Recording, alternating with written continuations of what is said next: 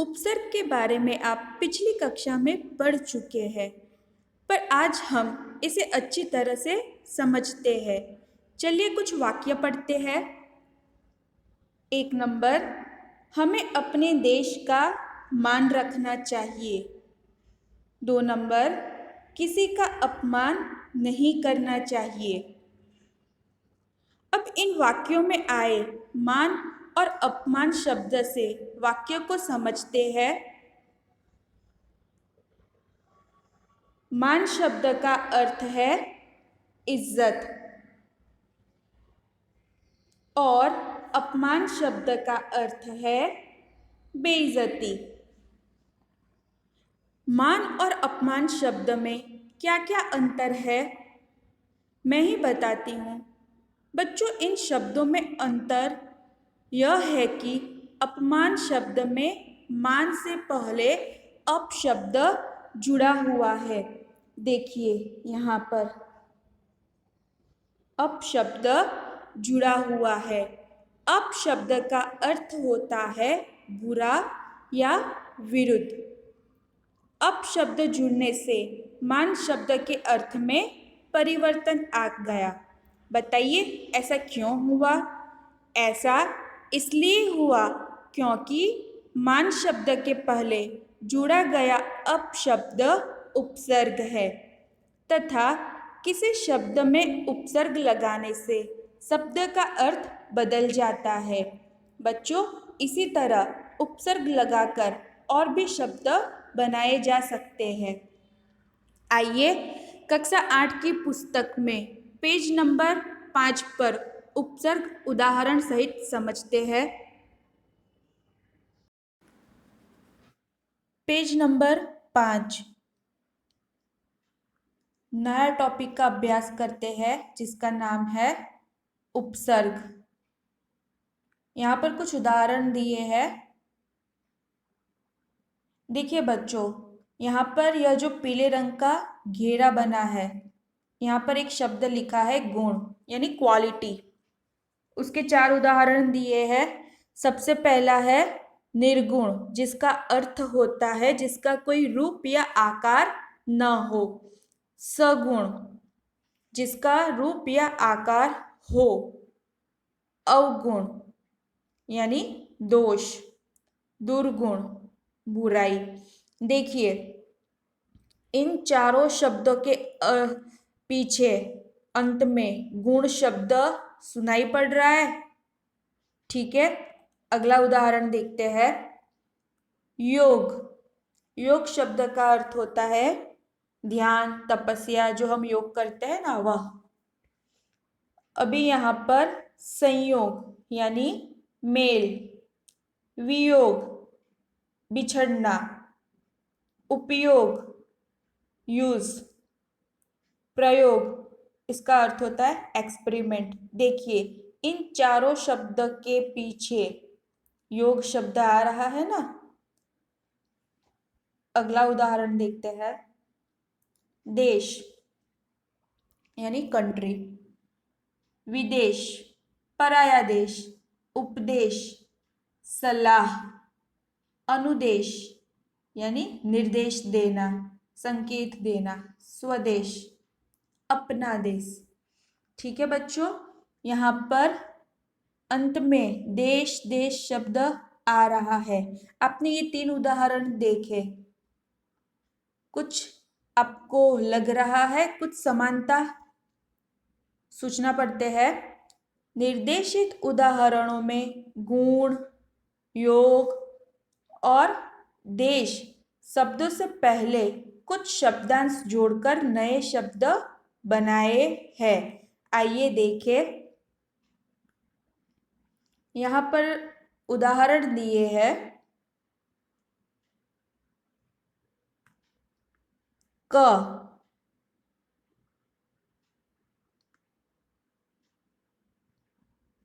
दूर प्लस गुण अर्थात दुर्गुण। बच्चों यहाँ पर देखिए ये जो र लिखा है, र के नीचे एक तिरछी रेखा दिखाई दे रही है, उसे हलंत कहते हैं। अभी यहाँ पर जो है दूर प्लस गुण, और यहाँ पर देखिए दुर्गुण, यहाँ पर देखिए जो र है वो तो दिख नहीं रहा है, तो यह जो र है वह मात्रा के रूप में आ गया है। ठीक है, इसलिए दूर प्लस गुण, तो क्या हो गया? दुर्गुण। स प्लस गुण बराबर सगुण। निर प्लस गुण बराबर निर्गुण। अव प्लस गुण बराबर अवगुण। ठीक है, अगला उदाहरण ख। प्र प्लस योग प्रयोग। वि प्लस योग वियोग। सम प्लस योग संयोग। यहाँ पर देखिए यह जो म है, म के नीचे तिरछी रेखा है, लेकिन जब सम प्लस योग जोड़कर जो संयोग शब्द बनता है तो यह जो म है वह बिंदु में परिवर्तित हो जाता है। उप प्लस योग उपयोग। ग स्व प्लस देश बराबर स्वदेश। उप प्लस देश उपदेश। वि प्लस देश बराबर विदेश। अनु प्लस देश बराबर अनुदेश।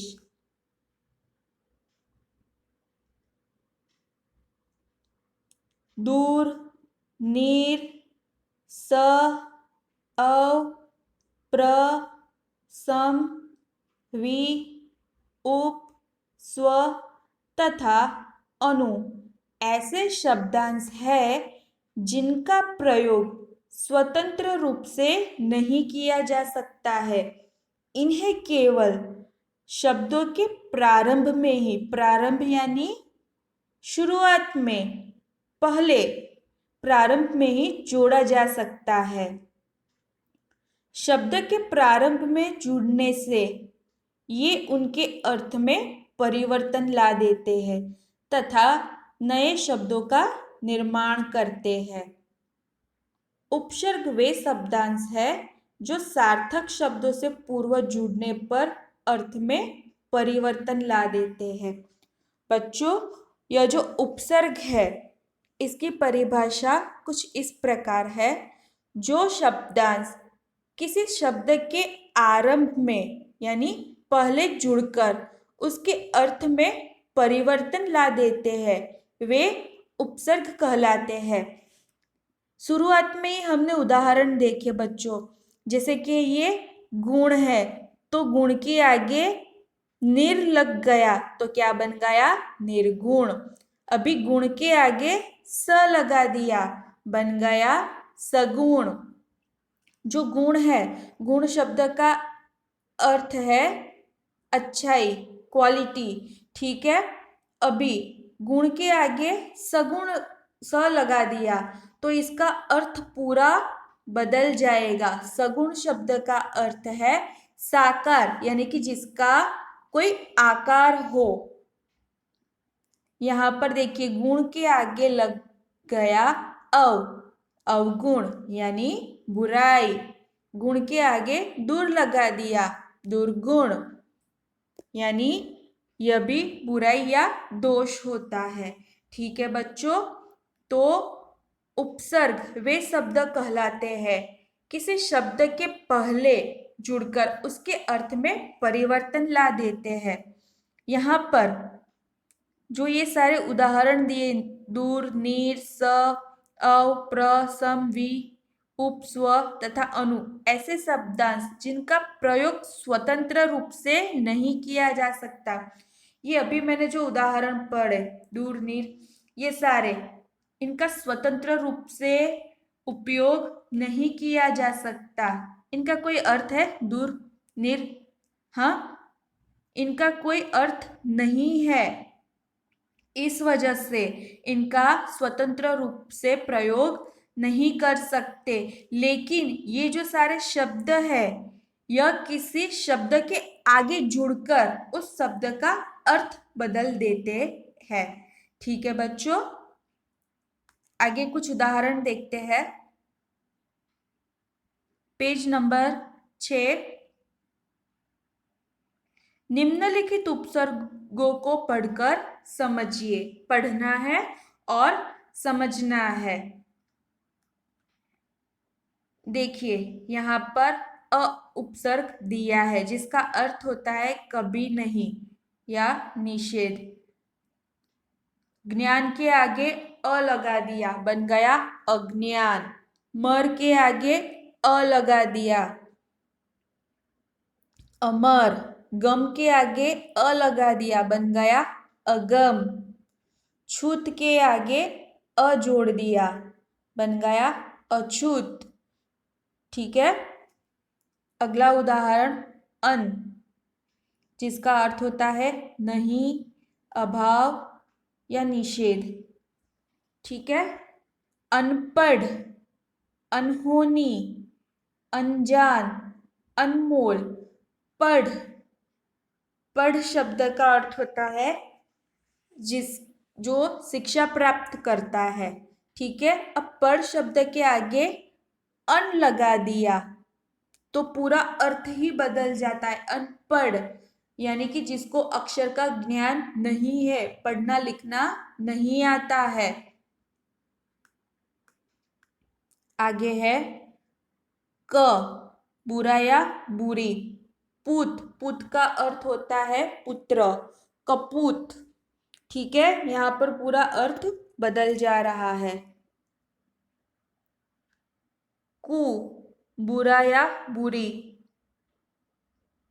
पुत्र के आगे कु जोड़ दिया, कुपुत्र, कुसंग, कुकर्म, कुसमय। नी, जिसका अर्थ है अभाव या नहीं। निकम्मा, नीडर, निठल्ला, निहत्था। अगला है पर।